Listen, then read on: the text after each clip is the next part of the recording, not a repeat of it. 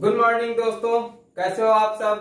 दोस्तों मैं हूं दीपक त्रिपाठी और आपका एचएम क्लासेस में बहुत बहुत स्वागत करता हूं। दोस्तों आपको बता दूं कि इससे पहले हम लोग लाभ और हानि के दो पार्ट कंप्लीट कर चुके हैं, दो क्लासें कंप्लीट हो चुकी हैं। पहले पार्ट में हमने इसके बिल्कुल बेसिक से बिल्कुल जीरो लेवल से शुरुआत की थी।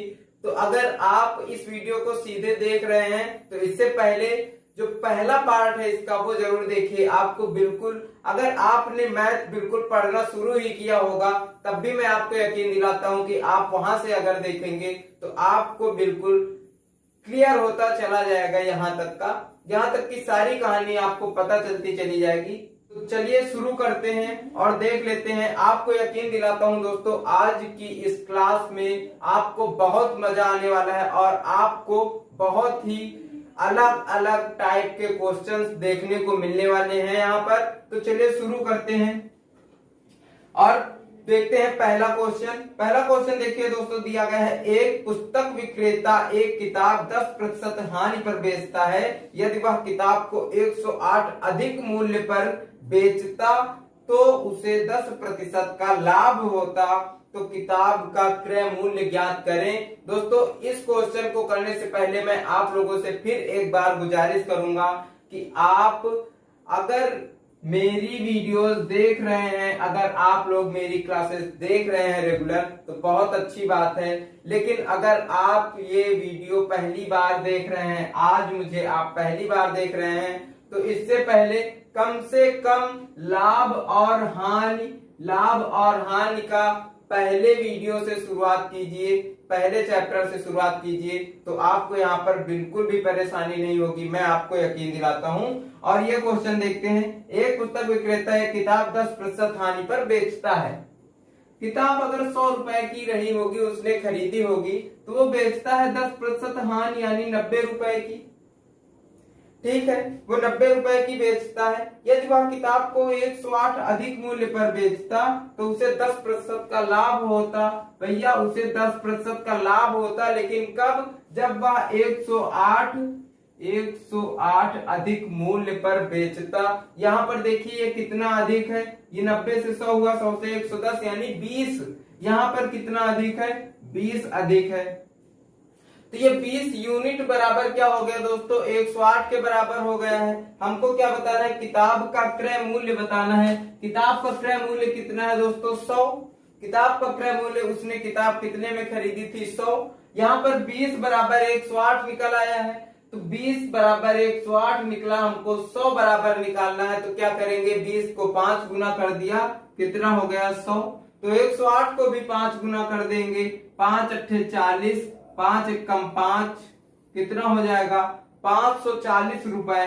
तो इसका दोस्तों, इसका जो क्रय मूल्य रहा होगा वो कितना? वो रहा होगा 540 रुपए। तो आपको ये क्वेश्चन तो समझ में आ ही गया होगा और मुझे आशा है कि बहुत अच्छे से समझ में आ गया होगा। अब अगले क्वेश्चन की तरफ बढ़ लेते हैं और अगला क्वेश्चन देख लेते हैं। दोस्तों आज की क्लास में आप लोगों को मजा आने वाला है, लेकिन वीडियो को लाइक जरूर कर दीजिए और शेयर भी करिए अगर मजा आए तो। चलिए अगला क्वेश्चन ये देखिए, दिया गया है यदि चावल को 54 रुपए प्रति किलोग्राम की दर से बेचा जाता है तो 10% की हानि होगी। 20% का लाभ प्राप्त करने के लिए चावल का प्रति किलोग्राम कीमत क्या है? चावल को 54 रुपए प्रति किलोग्राम की दर से बेचा जाता है तो 10% की हानि होती है। 10% की हानि कब होती है? जब उसे 90 में बेचा जाता है। 100 का चावल खरीद के 10% हानि यानी 90 में बेचा जाता है तो उसको 10% की हानि हो रही है ना। यहाँ पर देखिए 100 का खरीदा, 10% की हानि में 90 में बेचा, लेकिन वो कह रहा है 90 में नहीं 54 में बेचा, यानी 90 बराबर क्या हुआ? 54। 90 यूनिट बराबर हुआ 54 और हमको निकालना क्या है? 20% लाभ प्राप्त करने के लिए। तो 20% लाभ कब प्राप्त होगा? जब 120 में बेचेगा। तो जब 90 बराबर 54 है, हमको 120 बराबर निकालना है, तो क्या करेंगे? देखिए इसको क्या किया? 3 से भाग दे दिया, कितना हुआ? 30। इसको भी 3 से भाग दे देंगे तो कितना हो जाएगा? 3 1 8, 18 हो जाएगा। 18 तिया 54, 30 तिया 90, 30 बराबर कितना हो गया? 18। 120 करना है, इस 30 को हमको 120 में बदलना है, तो क्या करेंगे, 4 से गुणा कर देंगे। 4 तिया 12, 120 हो जाएगा, तो 18 चौको 72, यानी 120 बराबर कितना निकल के आ जाएगा, 72 निकल के आ जाएगा। तो इसको प्रति किलोग्राम चावल कितने में बेचना पड़ेगा, 72 रुपए प्रति किलोग्राम। 72 रुपए प्रति किलोग्राम अगर ये बेच देता है तो इसको 20% का लाभ हो जाएगा। चलिए अब अगला क्वेश्चन देखते हैं क्या दिया गया है।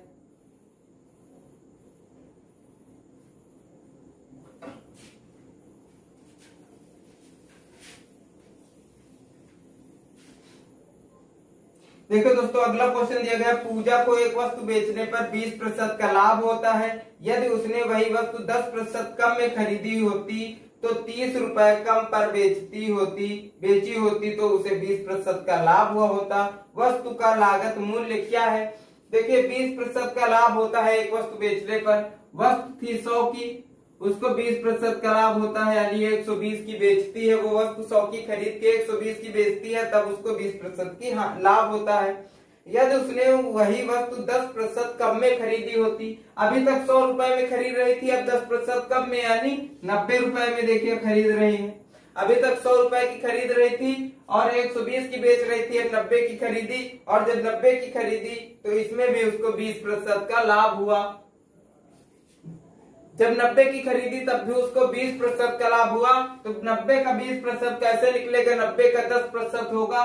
देखिए 9, 90 का 10% होगा 9, और 9 का दोगुना किया, यानी 10% को 20% में बनाने के लिए दोगुना किया, तो 9 दूनी 18, 90 का दोगुना किया हो गया 18, 18 इसमें जोड़ दिया हो गया 108। ठीक, और वो क्या कह रहा है, क्वेश्चन में कह रहा है कि 30 रुपए कम पर बेची होती, यानी 10% कम पर खरीदी होती और 30 रुपए कम में बेचा होता। पहले 120 की बेच रहा था, यानी पहले ये जितने का भी यहाँ पर बेच रहा था उससे अब 30 रुपए कम में बेच रहा है। तो यहाँ पर देखिए 120 का पहले बेच रहा था, अब 108 का बेच रहा है, तो यहाँ पर इनके बीच के अंतर कितना निकला, यहाँ पर इनके बीच का अंतर निकला 12। वो कह रहा है कि अंतर होना चाहिए 30, वो अब 30 रुपए कम में बेच रहा है, तो 12 बराबर कितना हो जाएगा दोस्तों, हो जाएगा 30। और हम लोगों को निकालना क्या है, हम लोगों को निकालना है उसका क्रय मूल्य, यानी ये 100 बराबर निकालना है। 12 बराबर हो गया है 30, 12 बराबर हो गया है 30।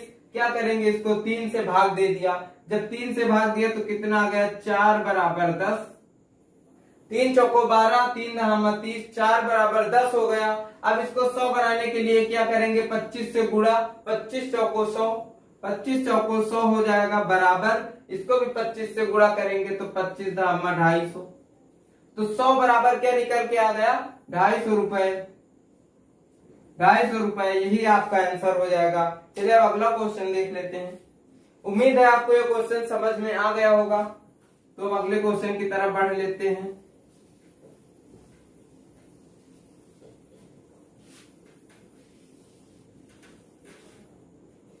देखिए अगला क्वेश्चन दिया गया है दोस्तों, एक व्यक्ति ने एक वस्तु 1500 रुपए में खरीदी और लागत मूल्य से 25% अधिक पर उसे बेच दिया। यदि उसे इस पर 75 रुपए कर के रूप में भी देना पड़ा तो उसके निव्वल लाभ का प्रतिशत क्या होगा। एक व्यक्ति ने एक वस्तु 1500 रुपए में खरीदी और लागत मूल्य से 25% अधिक पर बेचा। 1500 में खरीदी, उसका कितना था क्रय मूल्य, 1500 था, और वो अपने क्रय मूल्य से जितनी लागत लगाए उससे 25% ज्यादा पर बेचा। तो अगर ये 25% ज्यादा पर बेचा और 25% हमको इसमें जोड़ना है, तो अगर ये 100% होगा तो इसको 25% ऐड कर देंगे तो कितना हो जाएगा, अपना 125% हो जाएगा। ये आपको समझ में आ गया है कि 125% कैसे होगा। ये अगर अभी नहीं समझ में आया है तो आप पिछला वीडियो जरूर देखिए, परसेंटेज से आपको समझ में आ जाएगा। देखिए जब इसको 25% ज्यादा करना है तो क्या किया, इसका 125% निकाला। जब यहाँ से 125% निकालेंगे, 25 पंचे 125, 25 चौको 100, 4 से इसको काट देंगे, 4 तिया 12, 4 सत्ते 28, 4 पंचे 20, 5 से गुणा कर दिया, 55 25, 5 सत्ते 35, 2 37, 5 तिया 15, 2 15 3 18, कितना हो गया 1875, यानी वो 1875 रुपए का बेचा। खरीदा था 1500 का, बेचा 1875 का, लेकिन इसको 75 रुपए कर देना पड़ा। जब 75 रुपए कर दे दिया उसने तो उसके पास बचा कितना, 1800। यानी 1500 का खरीदा और 1800 का वो बेच ले गया है।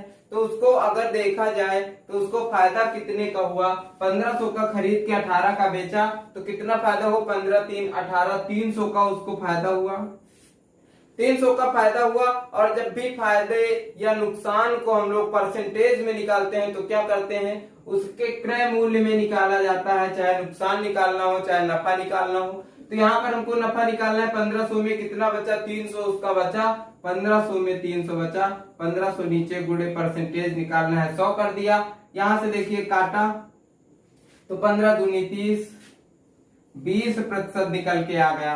तो आपका आंसर यहाँ पर कितना हो जाएगा, यहाँ पर आपका आंसर हो जाएगा 20%। चलिए अब अगला क्वेश्चन देख लेते हैं मित्रों। चलिए अब अगला क्वेश्चन देख लेते हैं। देखिए अगला क्वेश्चन दिया गया है दोस्तों, अगला क्वेश्चन दिया गया है, एक स्कूटर के विज्ञापित मूल्य पर 10% छूट देने के बावजूद एक 20% लाभ कमाता है। यदि उसे 7,500 रुपए लाभ होता हो तो स्कूटर का विज्ञापित मूल्य ज्ञात करें।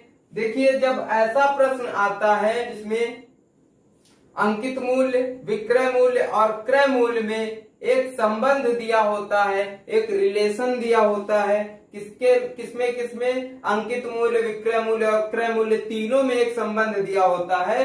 तो अगर हम उसको अनुपात के नियम से करें तो बहुत आसान हो जाता है। देखिए अनुपात के नियम से कैसे करेंगे ये समझ लेते हैं। देखिए दोस्तों क्या दिया गया है, एक स्कूटर के विज्ञापित मूल्य पर 10% छूट दी जा रही है। तो देखिए अगर विज्ञापित मूल्य देखा जाए तो कितना रहा होगा, 100, और उसमें छूट देकर उसको बेचा जा रहा है, यानी वो क्या रहा होगा, विक्रय। ये इसका मान लीजिए अंकित मूल्य, विज्ञापित मूल्य का मतलब होता है अंकित। अंकित मूल्य रहा होगा 100, तो विक्रय मूल्य कितना रहा होगा, विक्रय मूल्य इसका रहा होगा 90। अंकित मूल्य था 100, विक्रय मूल्य था 90। क्यों 90? क्योंकि 10% अंकित मूल्य में छूट देकर बेचा जा रहा है। अब आगे क्या कह रहा है कि छूट देने के बावजूद उसे 20% लाभ कमाता है। देखिए जब लाभ कमाता है तो समझिए कि क्या दिया गया है कि क्रय मूल्य उसका कितना है, क्रय मूल्य उसका कितना है 100, और विक्रय मूल्य उसका कितना है, विक्रय मूल्य उसका कितना है 120। देखिए क्रय मूल्य और विक्रय मूल्य में क्या रिलेशन दिया गया है कि क्रय मूल्य है 100 के बराबर, तो वो 20% लाभ कमा रहा है ना, हाँ 20% लाभ कमा रहा है, यानी बेच रहा है 20 रुपए ज्यादा में 100 से, तो बेच रहा है 120 में। हम इनका यहाँ पर अनुपात अगर निकालें तो अनुपात इसका कितना निकला, 10/9। 10/9 इसका अनुपात निकला, इसका कितना निकला 5/6। अब देखिए अनुपात कैसे निकालेंगे इनका, अंकित और विक्रय का अनुपात 10:9 निकला है, क्रय और विक्रय का निकला है 5 और 6। अगर हमको इन तीनों का अनुपात निकालना हो, जैसे वहां पर अनुपात भी दिया रहता है ए और बी का अनुपात कुछ, बी और सी का अनुपात कुछ, और निकालना रहता है ए अनुपात बी अनुपात सी, तो वही यहां पर हम लोग करेंगे। क्या करेंगे देखिए, अंकित, विक्रय और क्रय को ऐसे लिख लिया। अब देखिए अंकित मूल्य कितना है, अंकित मूल्य का अनुपात कितना है 10, तो विक्रय मूल्य का अनुपात कितना है 9, क्रय मूल्य का अनुपात कितना है 5, और विक्रय मूल्य का अनुपात कितना है 6। देखिए कैसे होता है ये अनुपात, कैसे निकलता है, इसका रूल क्या होता है, इससे इसको गुणा किया 9×45, इससे इसका किया 54, इससे इसका किया 60, तो 60:54:45 इसका अनुपात आ गया है दोस्तों। अब देखिए क्वेश्चन क्या कह रहा है, क्वेश्चन कह रहा है कि उसको 7500 रुपए का लाभ होता है। मतलब वो अगर 45 में खरीदा और 54 में बेचा तो उसका लाभ निकालने के लिए क्या करेंगे, 54 में 45 को घटा देंगे। जब 54 में 45 को घटाया तो कितना मिला? 9 मिला। 9 मिला। यहाँ पर उसको लाभ कितना हो रहा है? 9। लेकिन वो कह रहा है लाभ कितना हो रहा है? 7,500 रुपए का लाभ हो रहा है। तो उसका क्या निकालना है? विज्ञापित मूल्य। विज्ञापित मूल्य यानी अंकित मूल्य, और ये 60 निकालना है। क्या होगा? 9 बराबर दिया गया है 7,500, तो 60 बराबर क्या होगा? देखिए अगर इसको 3 से भाग कर दें, इसको हम लोग 3 से भाग करें तो 3 आएगा। 3 दूनी 6, 3 25 15, 2500 आया। अब 3 को हम लोग 60 बनाने के लिए क्या कर सकते हैं? 20 से गुणा कर सकते हैं। 20 दिया 60, तो इसको भी 20 से गुणा कर देंगे तो 25 दूनी 50 और 50,000 आपका आंसर आ जाएगा। 50,000 बराबर किसके हो जाएगा? 60 के। और यही 60 आपको बताना है, क्योंकि अंकित मूल्य का अनुपात कितना है? 60। और 60 बराबर कितना निकल आया? 50,000।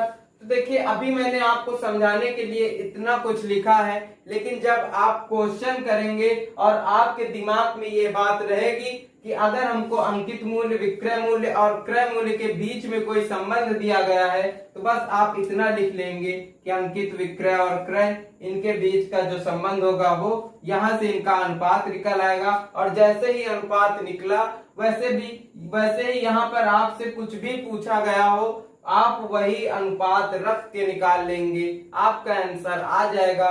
तो चलिए अब अगला क्वेश्चन देख लेते हैं और अगला क्वेश्चन समझ लेते हैं। अब अगला क्वेश्चन समझेंगे दोस्तों।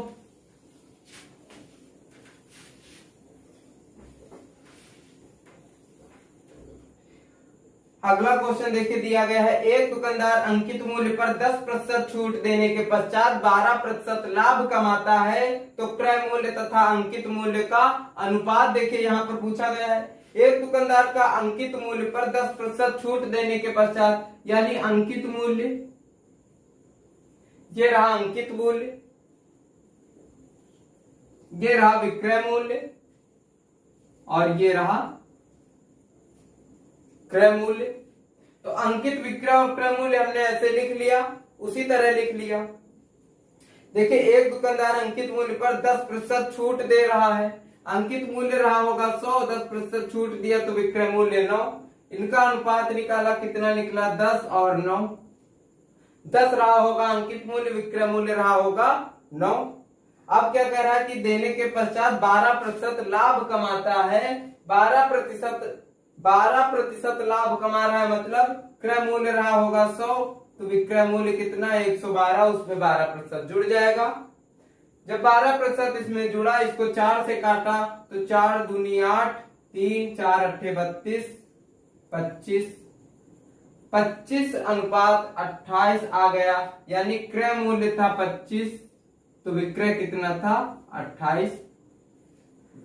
जब 25 क्रय था, विक्रय 12% बढ़ा दिया गया तो कितना हो गया? 28 हो गया। और इसमें क्या पूछा गया है कि क्रय मूल्य तथा अंकित मूल्य का अनुपात निकालना है। क्रय मूल्य कैसे निकला? 25 गुणे 9। और ये अंकित मूल्य कितना निकला? 28 गुणे 10। यहां तक आपको समझ में आया कि क्या हुआ? 28 गुणे 10, 25 गुणे 9। अब देखिए क्या करेंगे, ये इनका अनुपात निकालना है हमको, इससे कोई विक्रय मूल्य से मतलब नहीं है, इन दोनों का ही अनुपात निकालना है। और अनुपात का मतलब होता है कि इसका बटे में ये, जब बटे में है तो ये कट जाएगा। देखिए 5 दूनी 10, 5 पंचे 25, तो ये कितना हो जाएगा? 5 नहीं 45। अनुपात लगा 28 दूनी 56। आपसे पूछा गया क्रय मूल्य तथा अंकित मूल्य का अनुपात पूछा गया है, तो क्रय मूल्य देखिए 45 है, 45 अनुपात अंकित मूल्य है 56। ये चीज आपको ध्यान रखनी है कि अनुपात किसका पूछा गया है। अगर अनुपात क्रय मूल्य और अंकित मूल्य का पूछा गया है तो क्रय मूल्य पहले होगा, 45 निकला था, अंकित मूल्य बाद में होगा। और अगर अंकित मूल्य और क्रय मूल्य का अनुपात पूछा गया है तब आपका यहाँ पर ये सही हो जाता। तो चलिए अगले क्वेश्चन की तरफ बढ़ लेते हैं। आशा है कि इतना आपको समझ में आ गया होगा और ये कॉन्सेप्ट आपको समझ में आ गया होगा कि ये कॉन्सेप्ट कैसे वर्क करता है इन क्वेश्चंस पे। तो चलिए अब अगला क्वेश्चन देखते हैं दोस्तों।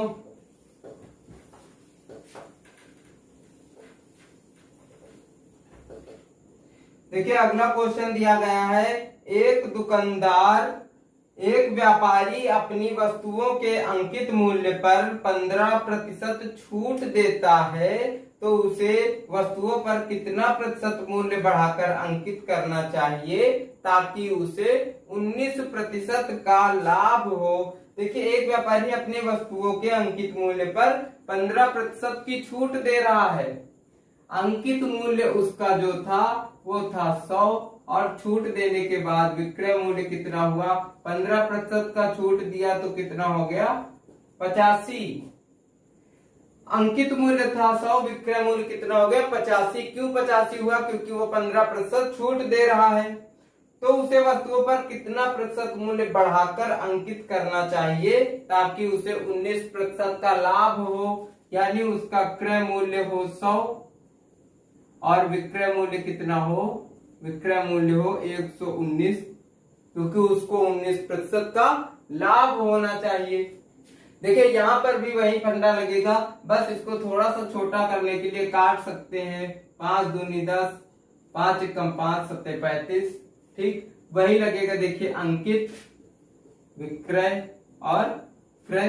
अंकित मूल्य कितना है 20, तो विक्रय मूल्य कितना होगा 17, और जब क्रय मूल्य होगा 100 तो विक्रय कितना होगा 119 होगा। कह रहा है कि कितना बढ़ा के अंकित किया जाए, यानी क्रय मूल्य जो होगा उससे कितना बढ़ा के अंकित किया जाए। तो यहाँ पर अंकित मूल्य देखेंगे कितना है, अंकित मूल्य 0, 2 नहीं 18, 2 एकम 2, 1 3, 2 एकम 2, 2380 आ जाएगा क्या अंकित मूल्य, और विक्रय मूल्य कितना हो जाएगा, क्रय मूल्य हो जाएगा 1700। तो यहाँ पर देख लेते हैं कि कितना बढ़ रहा है। देखिए ये है 2380, ये है 1700, कितना बढ़ रहा है दोस्तों, बढ़ कितना रहा है 0, 8, 13 में 6 गया, 13 में 6 गया 7, ठीक कितना बढ़ रहा है 680। किसमें बढ़ रहा है 1700 में। अगर हमको लाभ या हानि निकालना हो, कितना बढ़ रहा है कितना घट रहा है निकालना हो, किसमें निकालेंगे, क्रय मूल्य में निकालेंगे। क्रय मूल्य दिया गया है 1700,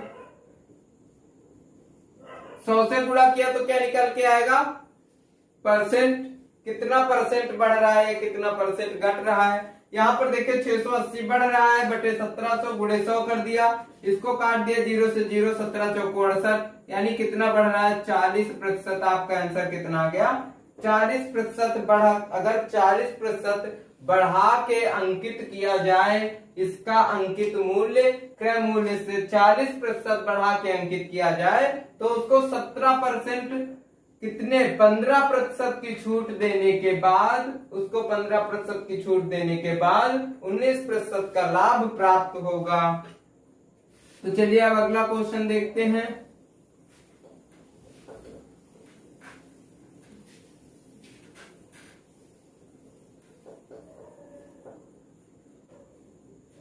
देखिए दोस्तों अगला क्वेश्चन दिया गया है, एक दुकानदार विज्ञापित मूल्य पर 23% कमीशन देने के बावजूद 10% लाभ कमाता है। वे वस्तु पर 56 रुपए लाभ कमाता है, तो वस्तु का विज्ञापित मूल्य ज्ञात करें। देखिए 23% कमीशन देता है तब भी 10% लाभ कमाता है। अंकित मूल्य कितना था 100 था और 23% कमीशन दिया, यानी बेचा कितने में 23%, इसका कम करके बेचा। तो जब 23% कम करके बेचा यानी 77 रुपए को बेचा। देखिए 100 रुपए था उसका अंकित मूल्य और विक्रय मूल्य कितना था 77, तब भी वो 10% लाभ कमा रहा है, यानी क्रय मूल्य अगर 100 है, क्रय मूल्य 100 है तो विक्रय मूल्य कितना होगा 110। यहां तक आपको समझ में आ गया। अब देखिए क्या करेंगे, इसको जितना हल हो सकता है थोड़ा बहुत उसको हल कर लेंगे, अनुपात बना लेंगे। अब देखिए यहाँ पर क्या किया, अंकित मूल्य, विक्रय मूल्य और क्रय मूल्य को लिख लिया, ठीक। और देखिए अंकित मूल्य कितना है 100 और अनुपात विक्रय मूल्य के साथ कितना है 77, क्रय मूल्य कितना है 10, विक्रय मूल्य कितना है 11। ये आपको यहां तक समझ में आया। और वो क्या अब कह रहा है कि वे 56 रुपए लाभ कमाता है, यानी जितने में खरीदता कितने में है, खरीदता है 770 में और बेचता कितने में है 11 सत्ती 77, 77 और 7 84।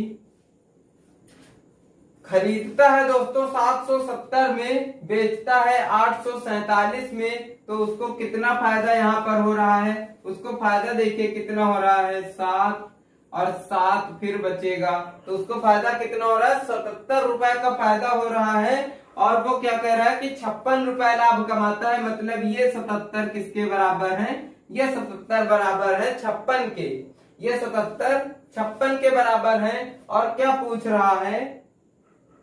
विज्ञापित मूल्य, यानी ये अंकित मूल्य कितना होगा? तो अंकित मूल्य देखिए तो यहाँ पर कितना होगा? 1100 रुपए। 77 बराबर किसके हुआ? 56 के। इसको 7 से अगर काट दे तो 11 बराबर कितना हो जाएगा? 8। 7 से काटा, 7 एकम 7, 7 एकम 7, 7 अट्ठे 56, यानी 11 यूनिट बराबर कितने रुपए के हो जाएगा? 8 रुपए के। तो 1100 यूनिट बराबर कितना होगा? 800 हो जाएगा। 1100 बराबर 800 रुपए के। तो उसका जो विज्ञापित यानी अंकित मूल्य रहा होगा वो कितना रहेगा? 800 रुपए रहेगा।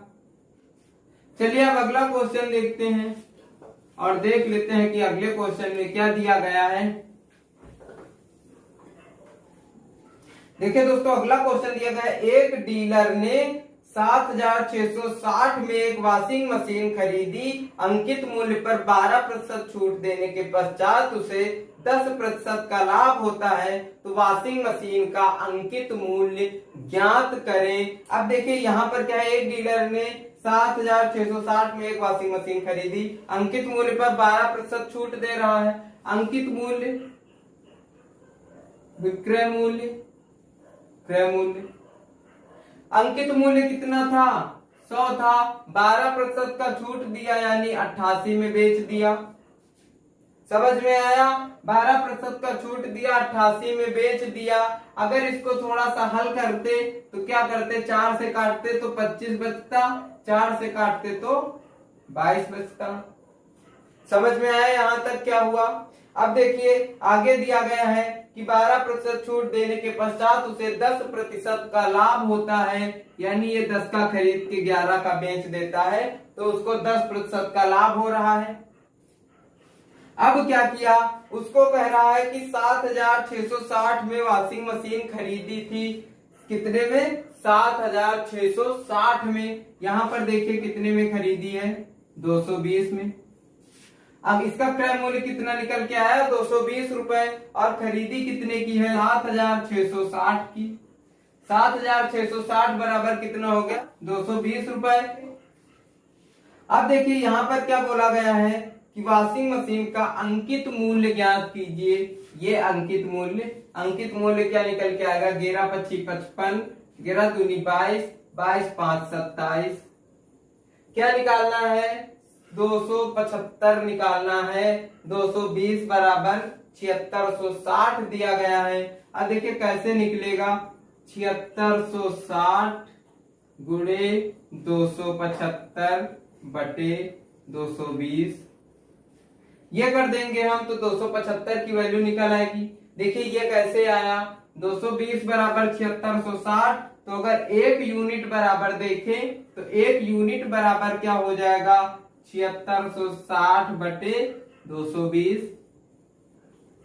जब 1 यूनिट बराबर 7660 बटे 220 हुआ तो 275 यूनिट बराबर क्या होगा? जब 275 यूनिट की बात आएगी तो 7660 बटे 220 गुणे 275 हो जाएगा। वही चीज हमने यहाँ पर लिख दिया है। अब देखिए जो कट रहा है काट देंगे। 11 से कटेगा 11 दूनी 22, 11 दूनी 22, 11 25 55, 25 आ गया, यहाँ पर 2 है, 2 से काटेंगे 2 3 6, 2 8 16, 2 3 6। अब यहाँ पर बचा है 25, यहाँ पर 383, इनको गुणा कर दिया जाएगा। कितना हुआ? 25 3 75, 5 7 बचा, 25 चौको 100 तो 8 200। जब 8 200 है और 7 जुड़ा 207, यानी 20 बचा। 25 3 75, 20 95। कितना हुआ? 95 75, यानी 9575। 9575 आपका आंसर सही हो जाएगा। आंसर नंबर 1 दिया गया है, ऑप्शन आपका 1 दिया गया है 9575। चलिए अब अगला क्वेश्चन देखते हैं। तो दोस्तों आपको ये जो अंकित मूल्य, विक्रय मूल्य और क्रय मूल्य में संबंध वाले क्वेश्चन हैं उनको हल करना आ गया होगा। तो चलिए अब आज का लास्ट क्वेश्चन देख लेते हैं। और लास्ट क्वेश्चन देखिए दिया गया है 20% छूट के पश्चात एक कमीज का मूल्य 64 रुपए है, तो उसका वास्तविक मूल्य क्या होगा। 20% छूट के बाद 64 रुपए है, यानी 100 रुपए उसका मूल्य रहा होगा। 20% छूट दिया 80 हुआ, तो ये बता रहा है 20% छूट के बाद 64 रुपए है, यानी 80 बराबर क्या हुआ 64, तो उसका अंकित मूल्य क्या होगा। 100 की बात कर रहा है कि ये 100 बराबर क्या होगा। जब 80 बराबर है 64 तो 100 बराबर क्या होगा। इसको देखिए ये 80% बराबर 64 दिया है। अगर हम 20% इसका निकाले तो कैसे निकलेगा, 4 से भाग किया, 4 दुनिया 8, 20% निकला, इसको भी 4 से भाग कर देंगे, 4 छंका 24, 16 चौको 64, 16 निकला, 20% 16, 80% 64, 20% 16, 80 और 20% को जोड़ देंगे तो कितना आ जाएगा, 100% निकल के आ जाएगा। तो 64 और 16 को जोड़ देंगे, 6 4 10, 6 1 7 1 8, 80 रुपए, यानी ये जो 80 रुपए निकल के आया है ये उसका अंकित मूल्य था। 80 रुपए उसका अंकित मूल्य था, जिसमें 20% छूट देने के बाद वो 64 रुपए की हो गई।